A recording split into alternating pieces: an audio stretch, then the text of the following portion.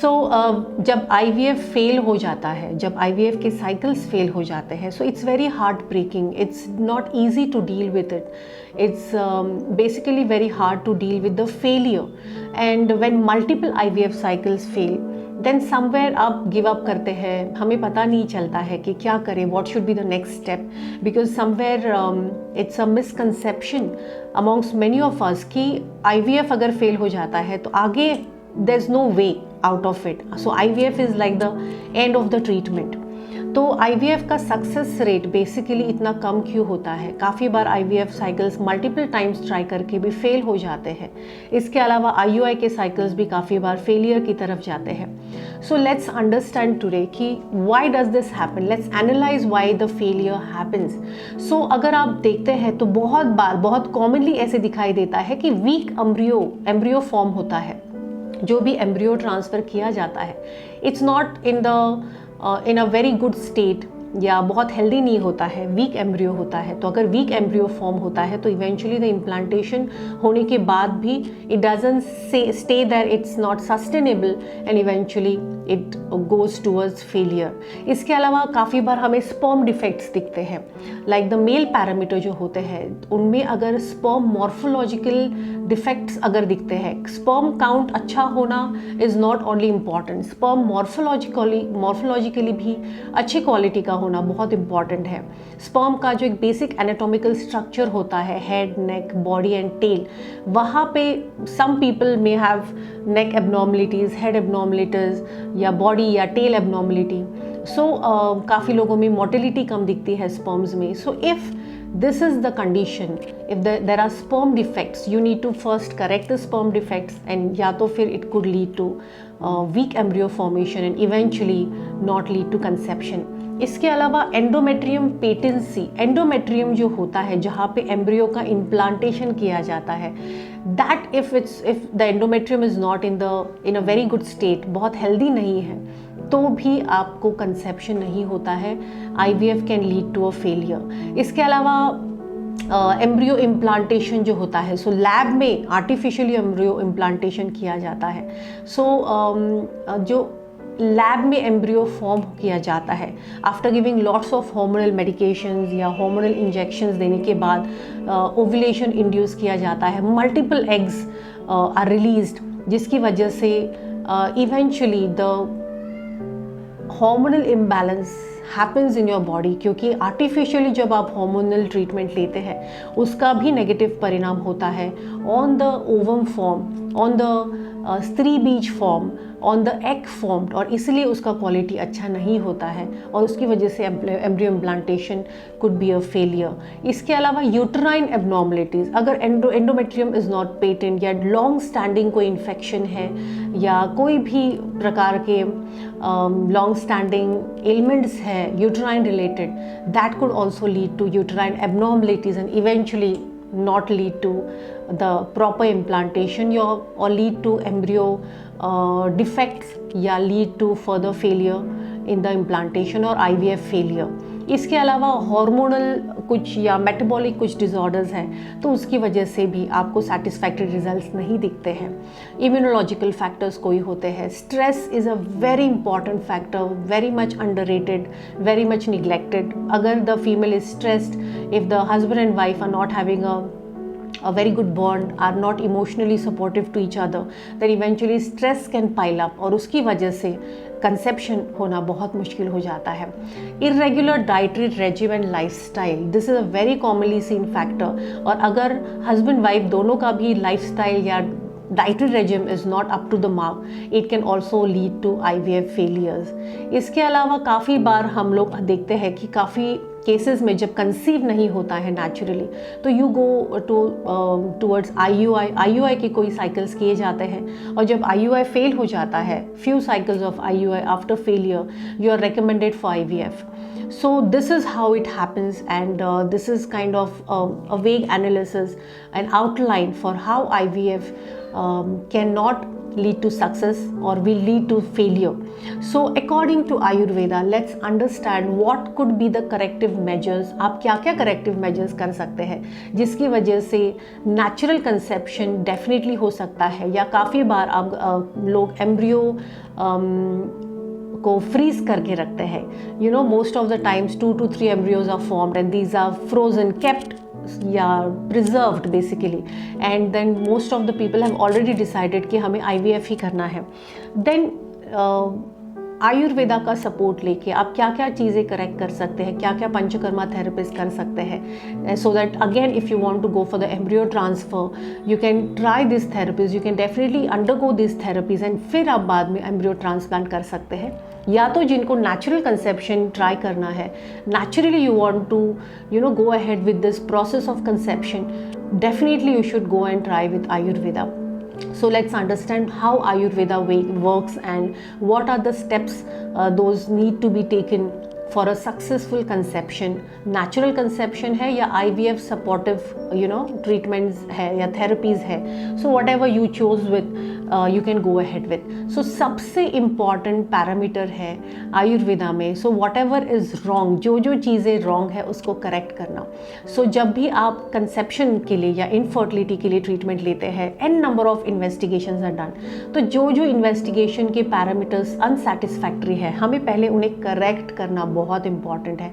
किसी में ovulation rupture time पे नहीं होता है, किसी में cycles irregular है, some females या men also for that matter are obese, weight gain बहुत ज़्यादा होता है, stress बहुत ज़्यादा है. तो first after a detailed consultation we understand what all parameters need to be corrected, what all things are going wrong, and then we can accordingly correct it, and then accordingly you can go ahead with the treatment. So that's the number one thing. We have to first analyze the parameters which are imbalanced and then correct them accordingly.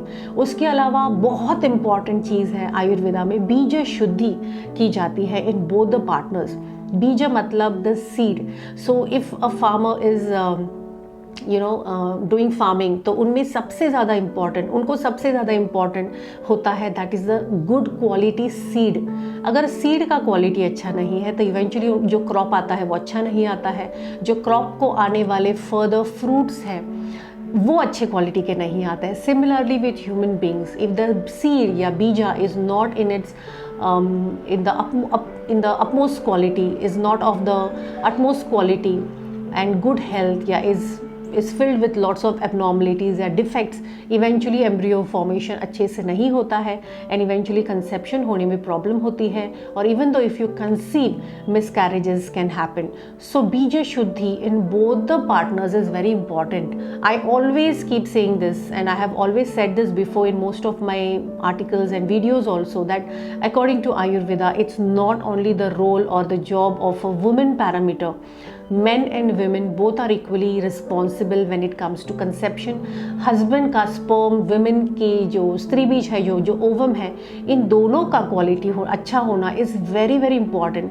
और अगर दोनों में से एक का भी quality अच्छा नहीं है तो इवेंचुअली वीक एम्ब्रियो फॉर्मेशन होता है. So beej shuddhi is practically usually recommended to in both the partners, और दोनों में करना बहुत इंपॉर्टेंट है. तो हस्बैंड एंड वाइफ दोनों को हम लोग बीज शुद्धि करवाते हैं. बीज शुद्धि में there is a basic lifestyle regime to be followed, dietary regime to be followed, there is a set of panchakarmas according to your constitution and according to the bodily conditions. आपको आपके डॉक्टर्स, आयुर्वेदिक डॉक्टर्स रेकमेंड करते हैं. So this is how you go ahead with the beej shuddhi procedure, and with the help of panchakarmas and Ayurvedic medication, correct lifestyle and dietary regime. Definitely modification आपको करना पड़ता है lifestyle और diet का जो आपको एडवाइस किया जाता है, but that is kind of mandatory, you have to go ahead with that. तो apart from the dietary regime and lifestyle corrections, ये मैंडेटरी आपको फॉलो करना पड़ता है. Then talking about the sperm defects. अगर स्पर्म डिफेक्ट्स है, husband जो male parameter है, अगर स्पर्म का काउंट अच्छा है but the mobility is less, अगर morphological condition of the sperm is not up to the mark, या sperm का जो एक एनाटॉमिकल स्ट्रक्चर होता है, head, neck, tail and body, अगर वहाँ पे कुछ एबनॉर्मलिटी है, डिफेक्ट्स है, तो उससे पहले हमें करेक्ट करना बहुत इंपॉर्टेंट है। आयुर्वेदा में हम लोग we use various पंचकर्मास and Uttar Basti and internal Ayurvedic medications, जिससे बहुत अच्छे तरीके से स्पर्म डिफेक्ट्स करेक्ट होते हैं। इसके अलावा अगर एंडोमेट्रियम पेटेंट नहीं है, काफ़ी बार ऐसे होता है कि एंडोमेट्रियम की कंडीशन अच्छी नहीं है होती है, या लॉन्ग स्टैंडिंग कोई इन्फेक्शन होता है, काफ़ी फीमेल्स में लॉन्ग स्टैंडिंग वाइट डिस्चार्ज मतलब ल्यूकोरिया की एक टेंडेंसी होती है, या जिसकी वजह say that infection is carried towards the uterus and towards the endometrium, eventually also affecting the fallopian tubes। तो अगर ये इन्फेक्शन है तो आपको पहले उसे करेक्ट करना पड़ता है। आयुर्वेदा में उत्तर बस्ती is a very good therapy, a panchakarma therapy, जिसमें हम लोग मेडिकेटेड ऑयल्स या वेरियस मेडिकेटेड घी या डिकॉक्शंस एंड हर्ब्स को इंस्टिल करते हैं into the uterine cavity via the vagina into the uterine cavity. That medicine actually travels the whole endometrium, the fallopian tubes. It passes the fallopian tubes to the ovaries and eventually helps with correcting at the organ level, at the local level, anatomical level पे corrections बहुत अच्छे से होते हैं। तो अगर endometrium patent नहीं है तो वो correct होता है। endometrium के level पे कुछ infection है, that is also corrected। endometrium thickness अगर satisfactory नहीं है तो that is also improvised। eventually that medicine flows to the fallopian tubes। तो अगर fallopian tubal blockages है वो भी open up करने के लिए help होता है। आगे जो मेडिसिन है it travels to the ovaries and the femoral and to the corneal end of the tubes, and अगर वहाँ पे कुछ लोकल इन्फ्लेमेशन है, इन्फेक्शन है, उसे भी करेक्ट करते हैं, या ब्लॉकेजेस है उसे भी ओपन अप करते हैं। अगर ओवरीज से फॉलिकल्स रिलीज़ नहीं हो रहे हैं तो it helps with the release. अगर फॉलिकल्स रिलीज़ होते हैं लेकिन उनकी साइज़ नहीं बढ़ती है या रप्चर टाइम पे नहीं होता है, so eventually this treatment helps with all this conditions at the local level, at the uterine level. So Uttar Basti has wonderful results when it comes to working at the anatomical, at the organ level, at the uterine level. इसके अलावा long standing infections हैं, those are also corrected. And अगर stress है, as I said before also कि सब कुछ normal होता है, there is nothing seen, all your reports are normal, फिर भी कंसीव नहीं होता है, तो अगर स्ट्रेस ये पैरामीटर है और अगर हम लोग उसे नज़रअंदाज करते हैं तो हमें उससे पहले ट्रीट करना पड़ता है। Husband wife are counseled, they are advised, they are recommended to spend time, quality time with each other, and support each other emotionally, because that's very important.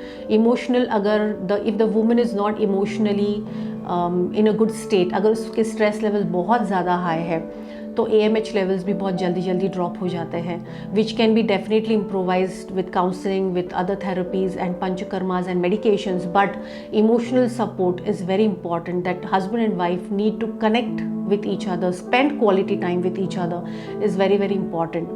इसके अलावा अगर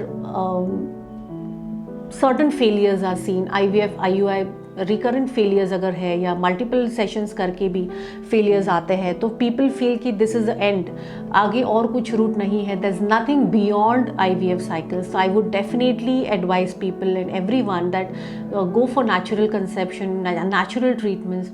Ayurveda supports very beautifully with the help of various panchakarmas like Vaman, Virechan, Nasyam, Basti Chikitsa, Uttar Basti. A dietary regimen is given. We also advise certain mantras, mantra therapy is given, and certain dietary and lifestyle modifications are advised so that everything is corrected if certain things go wrong. It's not only the panchakarmas, those are advised, it's not only the dietary regime, it's not only the Ayurvedic medications. Every small parameter togetherly put together and worked on accordingly and followed properly by the couple works wonderfully. So IVF failure अगर होता है तो I understand it's very hard to deal and it's definitely emotionally draining, financially draining, but there's always a way out. So Ayurveda wonderfully works on certain conditions, but always remember, I understand कि काफ़ी बार ऐसे होता है कि शादी होने के बाद 1-2 साल हो जाते हैं और कंसीव नहीं होता है, तो हमें जल्दबाजी हो जाती है कि नहीं अभी तो मुझे कंसीव करना है, so I just want some shortcuts. And as I have always said this before also, even today I am repeating the same thing कि there are no shortcuts. Give yourself time, focus on correcting what's wrong. If you are overweight, पहले आप weight loss कीजिए। अगर आप PCOD condition है, आपके cycles irregular है, तो पहले आपको 2-3 साइकिल्स को रेगुलेट करना है, सो दैट इवेंचुअली ओव्यूलेशन जो है वो सेटिस्फैक्ट्री होता है। अगर आपको स्ट्रेस है तो पहले work on that. If your dietary या lifestyle is not good, is unsatisfactory, try and correct this, because small corrections can lead to a big difference. So give yourself some time, थोड़ा time दीजिए, have little patience and work sincerely towards achieving great results. So I hope this helps in understanding and moving ahead, and I hope this gives you a way out what to do next if IVF fails.